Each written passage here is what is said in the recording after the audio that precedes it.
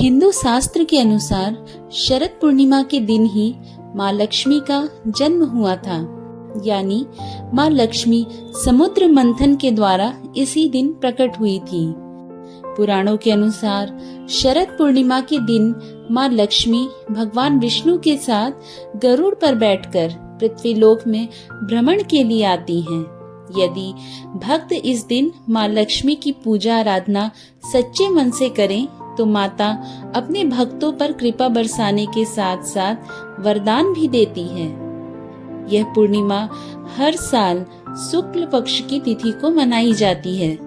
इस पूर्णिमा के अनेकों पौराणिक कथाएं हैं। ऐसी मान्यता है कि इसी दिन भगवान श्री कृष्ण राधा और गोपियों के साथ रास रचाए थे। यदि आप इस बार शरद पूर्णिमा का व्रत करना चाहते हैं या पहले से कर रहे हैं तो ये पौराणिक कथा जरूर सुननी चाहिए। स्वागत है आपका आपके अपने YouTube चैनल कथा वृक्ष पर। आश्विन मास के शुक्ल पक्ष की पूर्णिमा शरद पूर्णिमा के रूप में मनाई जाती है। शरद पूर्णिमा को कोजागिरी पूर्णिमा व्रत और रास पूर्णिमा भी कहा जाता है। कुछ क्षेत्रों में इस व्रत को कौमुदी व्रत भी कहा जाता है। इस दिन चंद्रमा व भगवान विष्णु का पूजन व्रत कथा पढ़ा जाता है। धर्म ग्रंथों के अनुसार इसी दिन चंद्र अपनी 16 कलाओं में परिपूर्ण होते हैं। एक कथा के अनुसार एक साहूकार को 2 पुत्रियां थीं। दोनों पुत्रियां पूर्णिमा का व्रत रखती थीं, लेकिन बड़ी पुत्री पूरा व्रत करती थी और छोटी पुत्री अधूरा व्रत करती थी।